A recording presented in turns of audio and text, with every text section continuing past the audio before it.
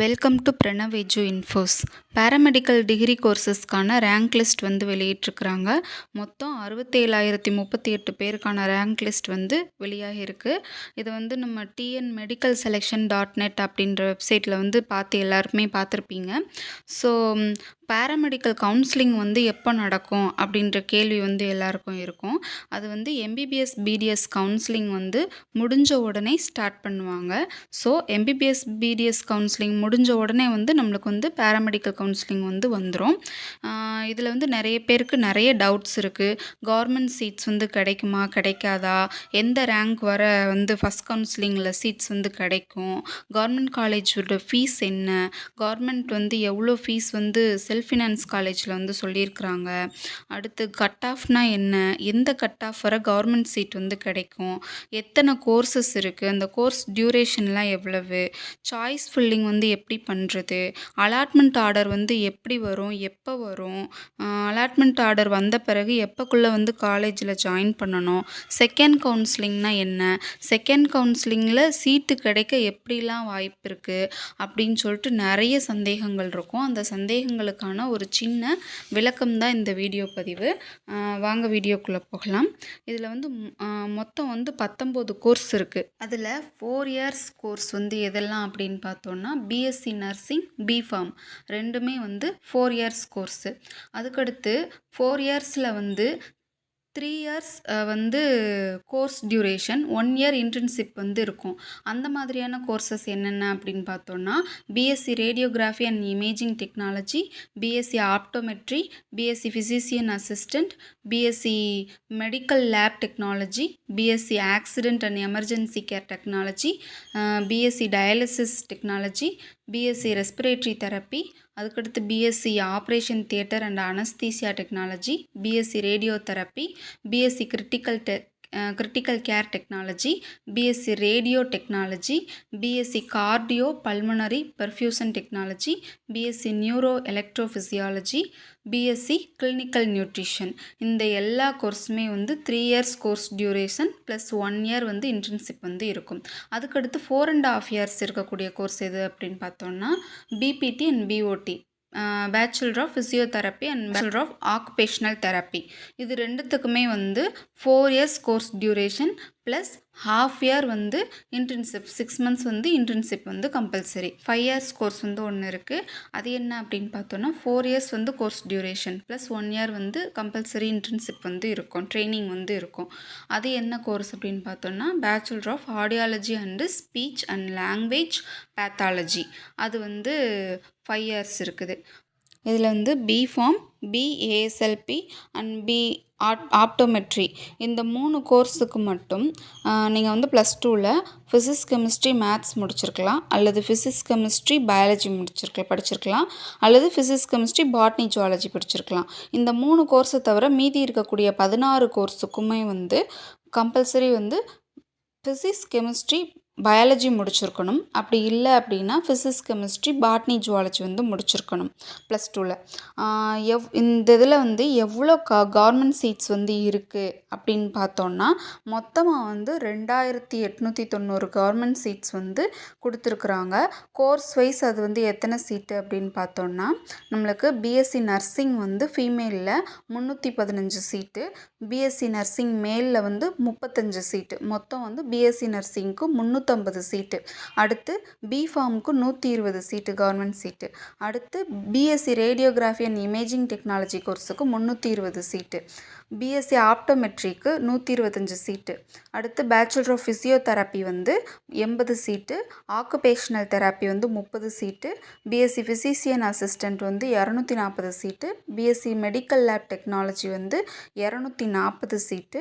அடுத்து வந்து BSc accident and emergency care டெக்னாலஜியில் வந்து 230 சீட்டு, பிஎஸ்சி டயாலிசிஸ் டெக்னாலஜியில் வந்து 205 சீட்டு, பிஎஸ்சி ரெஸ்பிரேட்டரி தெரப்பியில் வந்து 158 seat, BSc operation theatre assistant and BSc operation theatre and anaesthesia technology அதில் வந்து 320 சீட்டு, பிஎஸ்சி ரேடியோ தெரப்பியில் 55 சீட்டு, பிஏஎஸ்எல்பியில் வந்து 25 சீட்டு, பிஎஸ்சி கிரிட்டிக்கல் கேர் டெக்னாலஜியில் வந்து 135 சீட்டு, பிஎஸ்சி கார்டியோ டெக்னாலஜியில் வந்து 172 சீட்டு, பிஎஸ்சி கார்டியோ பல்மனரி பெர்ஃபியூஷன் டெக்னாலஜியில் வந்து 45 சீட்டு, பிஎஸ்சி நியூரோ எலக்ட்ரோஃபிசியாலஜியில் வந்து 20 சீட்டு, பிஎஸ்சி கிளினிக்கல் நியூட்ரிஷன் கோர்ஸில் வந்து 20 சீட்டு.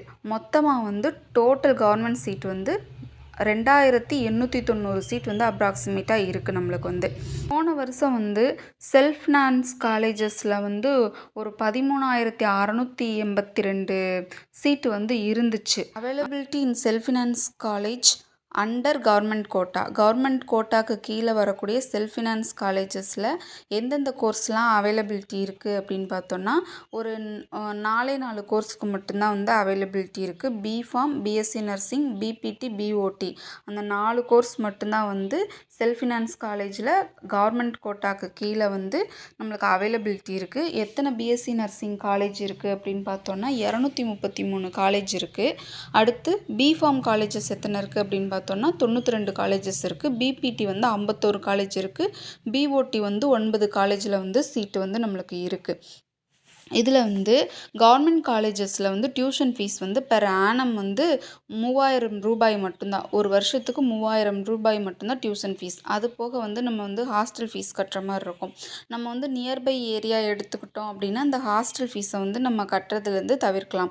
அடுத்து வந்து என்ன அப்படின்னு சொல்லி பார்த்தோம்னா செல்ஃப் ஃபினான்ஸ் காலேஜில் வந்து 4 கோர்ஸுக்கு மட்டும்தான் வந்து நம்ம வந்து சொல்லியிருந்தோம். இந்த மாதிரி கவுன்சிலிங்கில் வந்து இருக்குது 4 கோர்ஸ் மட்டும்தான் வந்து கவர்மெண்ட் கோட்டாக்கு கீழே செல்ஃப் ஃபினான்ஸ் காலேஜில் காட்டுவாங்க அப்படின்னு வந்து சொல்லியிருந்தோம். அதில் வந்து பிஃபார்முக்கு வந்து டியூஷன் ஃபீஸ் வந்து பெர் ஆனம் வந்து 43,000 ரூபாய். அடுத்து பிஎஸ்சி நர்சிங்க்கு 45,000 ரூபாய், பிபிடிக்கு வந்து 33,000 ரூபாய், பிஓடி வந்து 33,000 ரூபாய். இது வந்து டியூஷன் ஃபீஸ் மட்டும்தான். அதுக்கடுத்து ஹாஸ்டல் ஃபீஸ் இப்போ நம்ம வந்து நியர்பை காலேஜ் எடுக்காமல் தூரமாக எடுத்தோம் அப்படின்னா ஹாஸ்டல் ஃபீஸ், மெஸ் ஃபீஸ் வந்து நம்ம கட்டுற மாதிரி இருக்கும். நம்ம அதை தவிர்க்கணும்னா நியர்பை காலேஜஸாக நம்ம வந்து செலக்ட் பண்ணிக்கலாம். செல்ஃப் ஃபினான்ஸ் காலேஜ் செலக்ட் பண்ணும்போது நம்ம வந்து ஹாஸ்டல் ஃபீஸு, மெஸ் ஃபீஸ்லாம் வந்து கொஞ்சம் குறைச்சிக்கிறலாம்.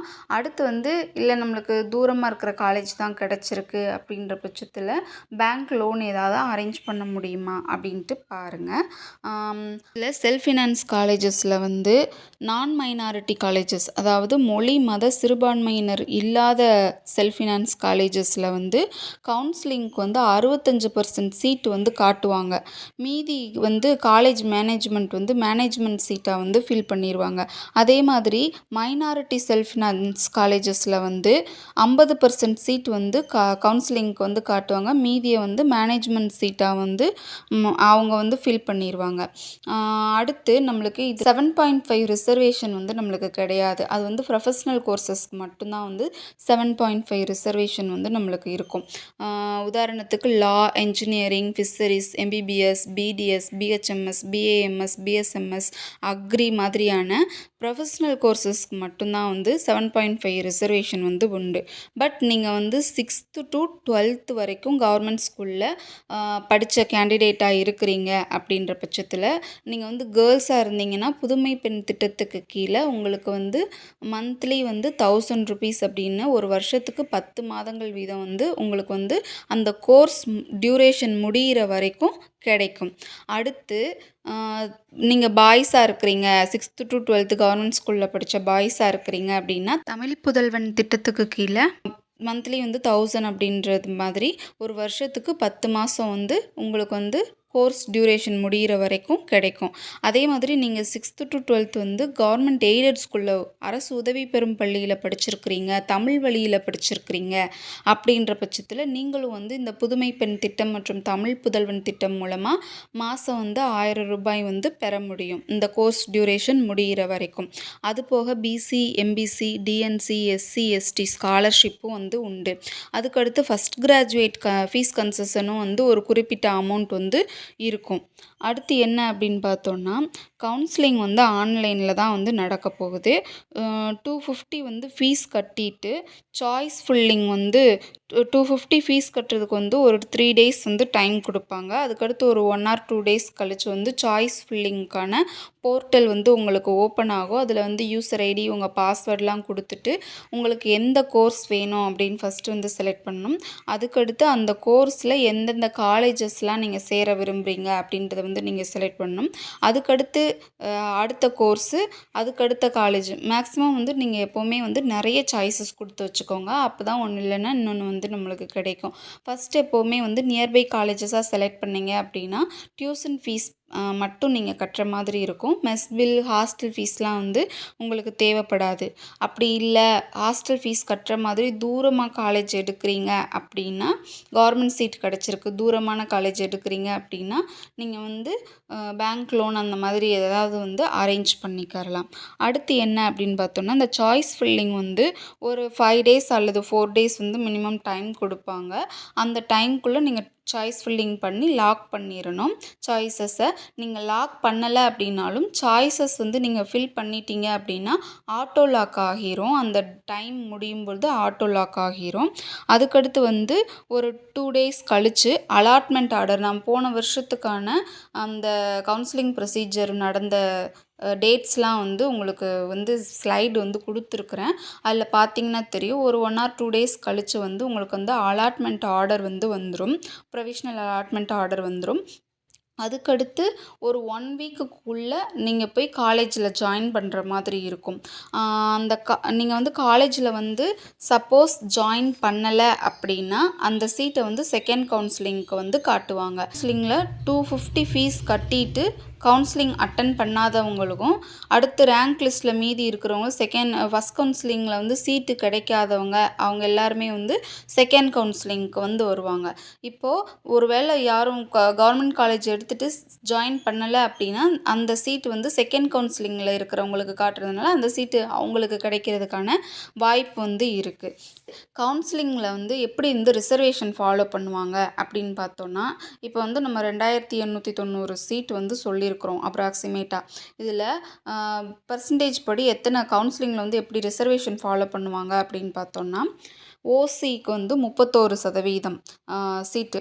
அதாவது ஓசி அப்படின்றது வந்து ஓப்பன் காம்படிஷன், பகிரங்க போட்டி. அதில் யாருனாலும் இருக்கலாம், எந்த கேட்டகரியை சேர்ந்தவங்கனாலும் அதில் வந்து போட்டி போட்டுக்கரலாம்.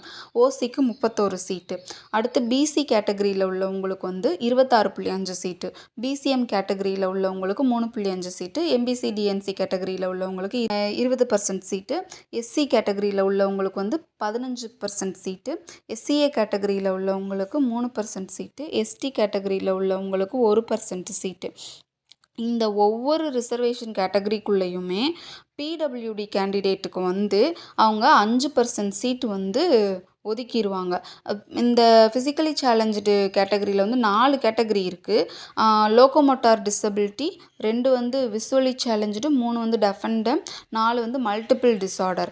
இவங்க எல்லாருக்குமே வந்து ஒவ்வொரு கேட்டகரியிலையும் இப்போ உதாரணத்துக்கு வந்து பிசியில் வந்து 26.5% சீட்டு இருக்குது அப்படின்னா அந்த பிசி கேட்டகரிக்குள்ளே 5% சீட்டு வந்து தனியாக 100க்கு 5% சீட்டு வந்து தனியாக வந்து ஒதுக்கிடுவாங்க. அதே மாதிரி பிசிஎம்மில் வந்து 100க்கு 5% சீட்டு வந்து தனியாக ஒதுக்கிடுவாங்க. அதே மாதிரி ஒவ்வொரு கேட்டகரியிலையுமே வந்து 100க்கு 5% சீட்டு வந்து ஃபிசிக்கலி ஹேண்டிகேப்டு பர்சனுக்கு வந்து ஒதுக்கிடுவாங்க.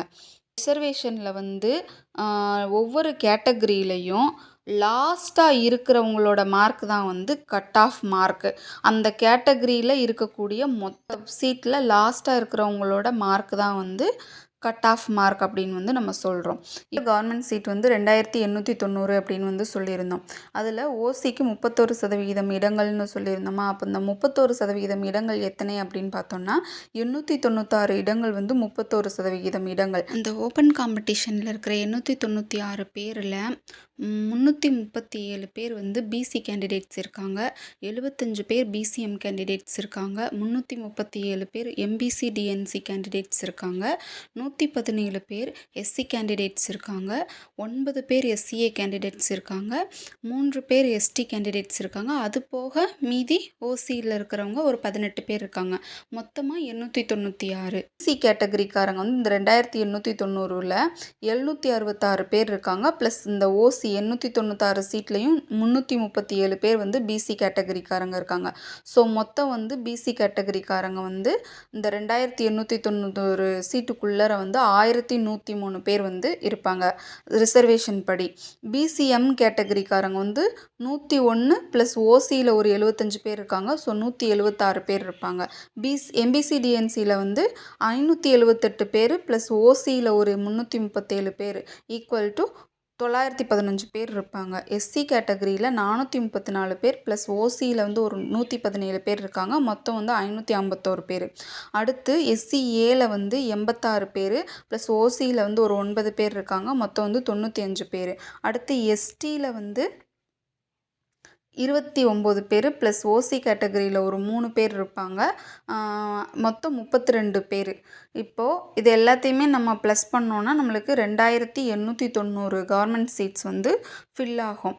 இதில் ஒவ்வொரு கேட்டகரியிலையும் முதல்ல சொன்ன மாதிரி ஃபிசிக்கலி ஹேண்டிகேப்டு பர்சனுக்கு வந்து 100 சீட்டுக்கு 5%, 100க்கு 5% சீட்டு வந்து அவங்களுக்கு ஒதுக்கிடுவாங்க.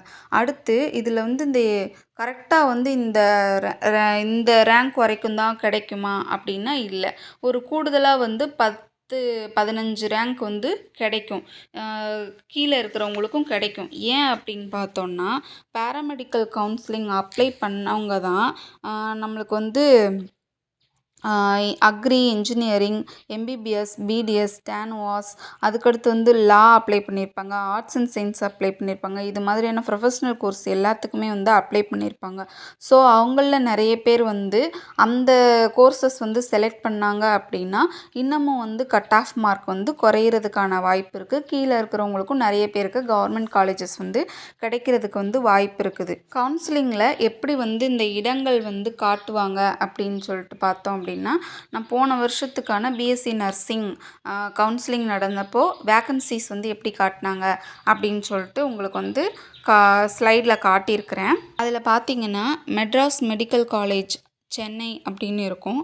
அந்த காலேஜில் வந்து பிஎஸ்சி நர்சிங்க்கு 45 சீட்டு வந்து மொத்தம் இருக்குது. அதில் ஓசியில் வந்து 15 சீட்டு, பிசியில் 11 சீட்டு, பிசிஎம்மில் 2 சீட்டு, எம்பிசிடிஎன்சியில் 9 சீட்டு, எஸ்சியில் 6 சீட்டு, எஸ்சிஏல 1 சீட்டு, எஸ்டியில் 1 சீட் அப்படின்னு பிரித்து கொடுத்துருப்பாங்க.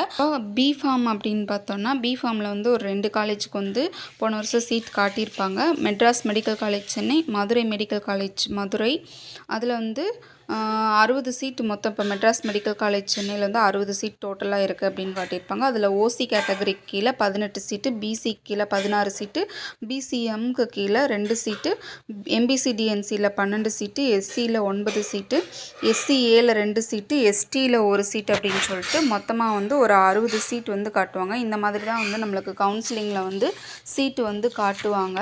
ஸோ எல்லாருக்கும் உங்களுக்கு பிடிச்ச கோர்ஸு பிடிச்ச காலேஜ் கிடைக்க என்னோடய வாழ்த்துக்கள். தேவைப்பட்ட பின்னாடி வந்து டீட்டெயில்டு கவுன்சிலிங் ப்ரொசீஜர் என்ன, அடுத்து மேபி இந்த பேராமெடிக்கல் டிகிரி கோர்சஸ் வந்து சீட்டு கிடைக்கல அப்படின்னா அதுக்கு இணையான கவர்மெண்ட் காலேஜஸில் வந்து பேராமெடிக்கல் டிப்ளமா கோர்சஸ் வந்து எப்படி செலக்ட் பண்ணுறது அப்படின்னு இன்னொரு வீடியோவில் வந்து பார்க்கலாம். இந்த வீடியோ வந்து உங்களுக்கு பயனுள்ளதாக இருந்தது அப்படின்னா நம்ம சேனலை சப்ஸ்கிரைப் பண்ணுங்கள், ஷேர் பண்ணுங்கள். Thank you friends.